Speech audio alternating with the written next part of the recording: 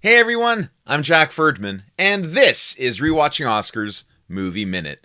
It's Surprise Sunday. Today's film is the drama from 2011, Extremely Loud and Incredibly Close. One Oscar-nominated film, let's go.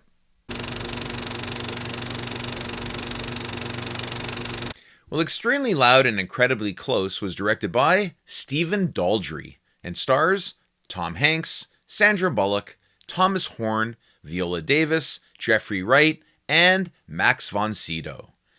Now, some films approach tragedy with delicacy and patience, allowing the story to unfold naturally. Others seem determined to push the audience towards tears.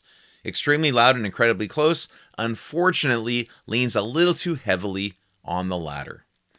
Now, the film follows young Oskar Schell, played by Thomas Horn, a gifted but troubled boy struggling to cope with the death of his father in the September 11th attacks.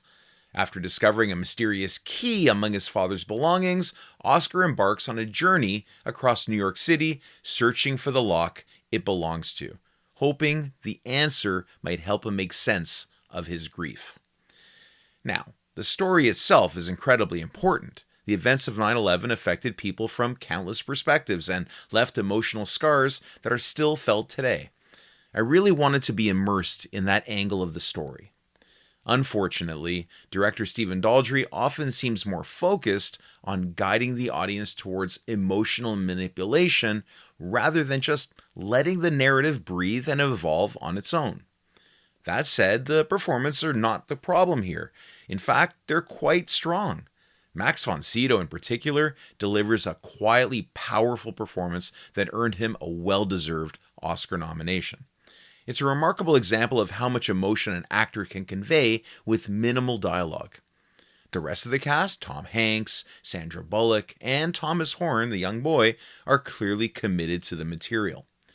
Now, technically, the film is also pretty impressive. Chris Menges' cinematography captures New York with warmth and melancholy, while Claire Simpson's editing adds creative structure to Oscar's wandering search. And then there's Alexandre Desplat's score. Wow, it's so beautiful and emotionally rich. Desplat is one of the great film composers working today. His work on films like The Imitation Game, The Shape of Water, and Zero Dark 30 shows just how talented he truly is. And there are moments here that do linger. The idea of burying an empty coffin, Oscar's reflections about the world, and the poetic concept of New York's sixth borough.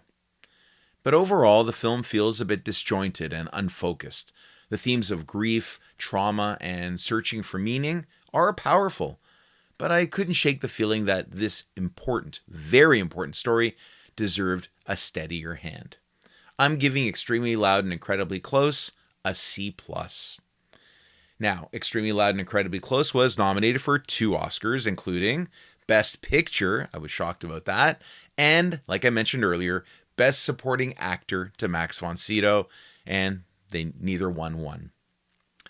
Join me again tomorrow for another Oscar-nominated film, right here on Rewatching Oscars Movie Minute. Because if the Academy took notice, it's worth a rewatch.